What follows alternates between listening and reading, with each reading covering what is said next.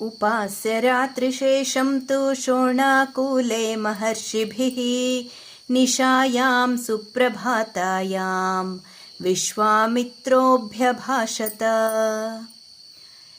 ವಿಶ್ವಾಮಿತ್ರ ಮಹರ್ಷಿಗಳು ಬೇರೆ ಉಳಿದಂತಹ ಮಹರ್ಷಿಗಳೊಡನೆಯೂ ಹಾಗೆ ರಾಮ ಲಕ್ಷ್ಮಣರನ್ನು ಜೊತೆಗೆ ಕರೆದುಕೊಂಡು ಮಿಥಿಲೆಯ ಕಡೆಗೆ ಪ್ರಯಾಣವನ್ನು ಬೆಳೆಸಿದ್ದಾರೆ. ಮಾರ್ಗದ ಮಧ್ಯದಲ್ಲಿ ಶೋಣಾ ನದಿಯ ತೀರದಲ್ಲಿ ರಾತ್ರಿಯ ಉಳಿದ ಭಾಗವನ್ನು ಕಳೆದು ಸುಪ್ರಭಾತವಾದ ನಂತರ ರಾಮನಿಗೆ ಹೇಳ್ತಾರೆ, ರಾಮ, ರಾತ್ರಿಯು ಕಳೆದು ಸುಪ್ರಭಾತವಾಗಿದೆ, ಪ್ರಾತಃ ಸಂಧ್ಯಾ ಕಾಲವು ಪ್ರಾಪ್ತವಾಗಿದೆ. ಎದ್ದೇಳು ರಾಮ, ನಿನಗೆ ಮಂಗಳವಾಗಲಿ. ಪ್ರಾತಃ ಕಾಲದ ಸಂಧ್ಯಾದಿಗಳನ್ನು ಮುಗಿಸಿ ಪ್ರಯಾಣಕ್ಕೆ ಸಿದ್ಧನಾಗು ಎಂಬುದಾಗಿ. ಶ್ರೀರಾಮನು ವಿಶ್ವಾಮಿತ್ರರ ಆ ಸುಮಧುರವಾದಂತಹ ಮಾತುಗಳನ್ನು ಕೇಳಿದ ತಕ್ಷಣವೇ ಹಾಸಿಗೆಯಿಂದ ಮೇಲೆದ್ದು ಸ್ನಾನ ಸಂಧ್ಯಾದಿ ಕ್ರಿಯೆಗಳನ್ನು ಯಥಾವಿಧಿಯಾಗಿ ಮುಗಿಸಿ ವಿಶ್ವಾಮಿತ್ರರ ಆಜ್ಞೆಯಂತೆ ಪ್ರಯಾಣಕ್ಕೆ ಸಿದ್ಧನಾಗಿ ಹೇಳ್ತಾನೆ, ಬ್ರಹ್ಮರ್ಷಿಗಳೇ, ಶೋಣಾ ನದಿಯ ಈ ಮಂಗಳೋದಕವು ಹೆಚ್ಚು ಆಳವಾಗಿಲ್ಲ. ಮೇಲಾಗಿ ವಿಶೇಷವಾದ ಮಳಲಿನಿಂದ ಅಲಂಕೃತವಾಗಿದೆ. ಈ ನದಿಯನ್ನು ದಾಟಲು ದೋಣಿಯೂ ಕೂಡ ಬೇಕಾಗಿಲ್ಲ. ಯಾವ ಮಾರ್ಗದಿಂದ ಈ ನದಿಯನ್ನು ದಾಟೋಣ? ರಾಮನಿಂದ ಹೀಗೆ ಪ್ರಶ್ನಿಸಲ್ಪಟ್ಟ ವಿಶ್ವಾಮಿತ್ರರು ಹೇಳ್ತಾರೆ, ರಾಮ, ಇಲ್ಲಿ ಕಾಣುತ್ತಿರುವ ಈ ಮಾರ್ಗದಿಂದಲೇ ಮಹರ್ಷಿಗಳು ನದಿಯನ್ನು ಯಾವಾಗಲೂ ದಾಟುತ್ತಾರೆ. ಇದೇ ಮಾರ್ಗದಿಂದಲೇ ಈ ಮಹಾ ನದಿಯನ್ನು ದಾಟಬೇಕು ಎಂಬುದು ನನ್ನ ನಿಶ್ಚಯವೂ ಆಗಿದೆ. ವಿಶ್ವಾಮಿತ್ರರು ಹೇಳಿದಂತೆಯೇ ರಾಮ ಲಕ್ಷ್ಮಣರು ಮತ್ತು ವಿಶ್ವಾಮಿತ್ರ ಪುರಸ್ಸರರಾದಂತಹ ಮಹರ್ಷಿಗಳು ಶೋಣಾ ನದಿಯನ್ನ ದಾಟಿ ಮುಂದೆ ಬಹಳ ದೂರ ನಡೆದು ಮಧ್ಯಾಹ್ನದ ವೇಳೆಗೆ ಎಲ್ಲ ನದಿಗಳಿಗೂ ಶ್ರೇಷ್ಠತಮಳಾದ ಅನೇಕ ಋಷಿ ಮಹರ್ಷಿಗಳಿಂದ ಸಂಸೇವ್ಯಮಾನಳಾದ ಜಾಹ್ನವಿ ನದಿಯನ್ನು ಸಂದರ್ಶಿಸಿದರು.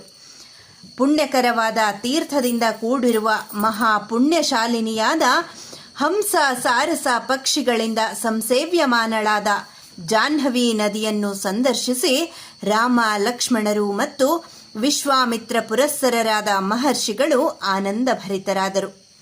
ಗಂಗಾ ನದಿಯ ತೀರದಲ್ಲಿಯೇ ಅವರೆಲ್ಲರೂ ಬಿಡಾರವನ್ನ ಮಾಡಿಕೊಂಡು ಅಲ್ಲೇ ಇದ್ದರು.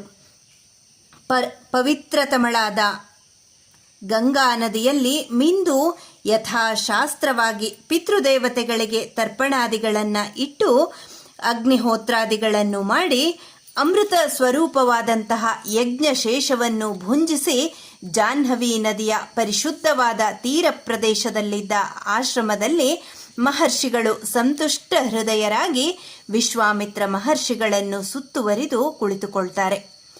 ರಾಮ ಲಕ್ಷ್ಮಣರು ಶಿಷ್ಯರು ಕುಳಿತುಕೊಳ್ಳಬೇಕಾದ ಸ್ಥಳದಲ್ಲಿ ಕುಳಿತುಕೊಂಡರು. ಸಂತುಷ್ಟ ಹೃದಯನಾದ ಶ್ರೀರಾಮನು ವಿಶ್ವಾಮಿತ್ರರನ್ನ ಕೇಳ್ತಾನೆ, ಮಹರ್ಷಿಗಳೇ, 3 ಲೋಕಗಳಲ್ಲಿಯೂ ಪ್ರವಹಿಸುವ ಗಂಗಾ ನದಿಯ ದಿವ್ಯ ಚರಿತ್ರೆಯನ್ನು ನಾನು ಕೇಳಬಯಸುತ್ತೇನೆ. ಈ ಪವಿತ್ರತಮಳಾದ ಗಂಗೆಯು 3 ಲೋಕಗಳನ್ನು ಆಕ್ರಮಿಸಿ ಕಡೆಗೆ ನದಿ ನದಗಳ ಒಡೆಯನಾದಂತಹ ಸಮುದ್ರ ರಾಜನನ್ನು ಹೇಗೆ ಸೇರಿದಳು ಎಂಬುದನ್ನು ದಯವಿಟ್ಟು ವಿವರವಾಗಿ ತಿಳಿಯಪಡಿಸಿರಿ ಎಂಬುದಾಗಿ ಕೇಳಿಕೊಳ್ತಾನೆ. ಗಂಗಾವತರಣವನ್ನು ಹೇಳಲು ಶ್ರೀರಾಮನಿಂದ ಪ್ರೇರಿತರಾದಂತಹ ಮಹಾಮುನಿಗಳಾದ ವಿಶ್ವಾಮಿತ್ರರು ಗಂಗಾದೇವಿಯು ಜಲರೂಪದಿಂದ 3 ಲೋಕಗಳಲ್ಲಿಯೂ ಪ್ರವಹಿಸಿದ ಕಾರಣವನ್ನು ಮತ್ತು ಅವಳ ಜನ್ಮಚರಿತವನ್ನು ಹೇಳಲು ಉಪಕ್ರಮಿಸುತ್ತಾರೆ. ರಾಮ, ಲೋಹಗಳಿಂದಲೂ ಗೈರಿಕಾದಿ ಧಾತುಗಳಿಂದಲೂ ಪರಿಪೂರ್ಣನಾಗಿರುವ ಮಹಾತ್ಮನಾದ ಹಿಮವಂತನೆಂಬ ಪರ್ವತರಾಜ ಇರುವನು. ಅವನಿಗೆ ತ್ರಿಭುವನಗಳಲ್ಲಿಯೇ ಅತಿಶಯವಾದ ರೂಪ ಲಾವಣ್ಯಗಳಿಂದ ಕೂಡಿದ ಅಪ್ರತಿಮ ಸೌಂದರ್ಯಾತಿಶಯವುಳ್ಳಂತಹ 2 ಕನ್ಯೆಯರು ಇರುವರು. ಸುಂದರವಾದ ಕಟಿಪ್ರದೇಶವುಳ್ಳ ಮೇರು ಪರ್ವತರಾಜನ ಮಗಳಾದ ಮನೋಹರಳಾದ ಹಿಮವಂತನ ಧರ್ಮಪತ್ನಿಯಾದ ಮೇನೆಯು ಆ ಹೆಣ್ಣು ಮಕ್ಕಳ ತಾಯಿಯು. ಮೇನಾದೇವಿಯಲ್ಲಿ ಹಿಮವಂತನಿಗೆ ಗಂಗೆಯು ಹಿರಿಯ ಮಗಳಾಗಿ ಹುಟ್ಟಿದಳು. ಉಮಾ ಎಂಬ ಕನ್ಯಾಮಣಿಯು ಹಿಮವಂತನಿಗೆ ಮೇನೆಯಲ್ಲಿ ದ್ವಿತೀಯ ಪುತ್ರಿಯಾಗಿ ಜನಿಸಿದಳು. ಇಬ್ಬರು ಹೆಣ್ಣು ಮಕ್ಕಳು ಹುಟ್ಟಿದ ನಂತರ ತ್ರಿಲೋಕಗಾಮಿನಿಯಾದ ಹಿಮವಂತನ ಹಿರಿಯ ಮಗಳಾದ ಗಂಗಾದೇವಿಯನ್ನು ದೇವತೆಗಳ ಕಾರ್ಯ ಸಾಧನೆಗಾಗಿ ಕಳುಹಿಸಿಕೊಡಬೇಕೆಂದು ಸರ್ವ ದೇವತೆಗಳು ಹಿಮವಂತನನ್ನ ಯಾಚಿಸಿದರು. ಲೋಕಪಾವನೆಯಾದ ಸ್ವೇಚ್ಛಾ ಮಾರ್ಗಗಾಮಿನಿಯಾದ ಮಗಳಾದ ಗಂಗಾದೇವಿಯನ್ನು 3 ಲೋಕಗಳಿಗೂ ಹಿತವನ್ನುಂಟು ಮಾಡುವ ಅಪೇಕ್ಷೆಯಿಂದ ಹಿಮವಂತನು ದೇವತೆಗಳಿಗೆ ದಾನವಾಗಿ ಕೊಟ್ಟುಬಿಟ್ಟ.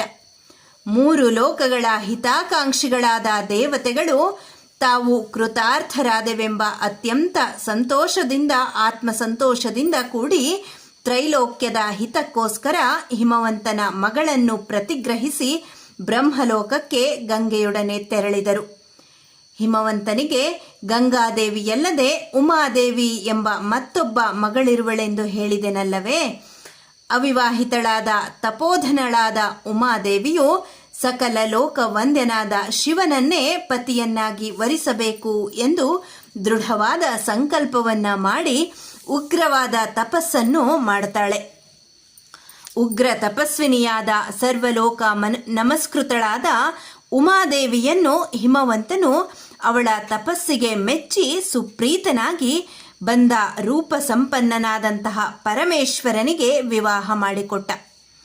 ನದಿಗಳಿಗೆಲ್ಲ ಶ್ರೇಷ್ಠತಮಳಾದ ಗಂಗಾದೇವಿ ಮತ್ತು ತ್ರೈಲೋಕ್ಯ ಮಾತೆಯಾದ ಉಮಾದೇವಿ ಈ ಇಬ್ಬರೂ ಹಿಮವಂತನ ಹೆಣ್ಣು ಮಕ್ಕಳನ್ನು ಸರ್ವಲೋಕದ ಜನರು ಪೂಜಿಸುತ್ತಾರೆ. ತ್ರಿಪಥಗಾಮಿನಿಯಾದ ಗಂಗಾದೇವಿಯು ಮೊದಲು ಯಾವ ಕಾರಣದಿಂದ ಆಕಾಶ ಮಾರ್ಗಕ್ಕೆ ತೆರಳಿದಳು ಎಂಬುದನ್ನು ನಿನಗೆ ಹೇಳಿರುವೆನು.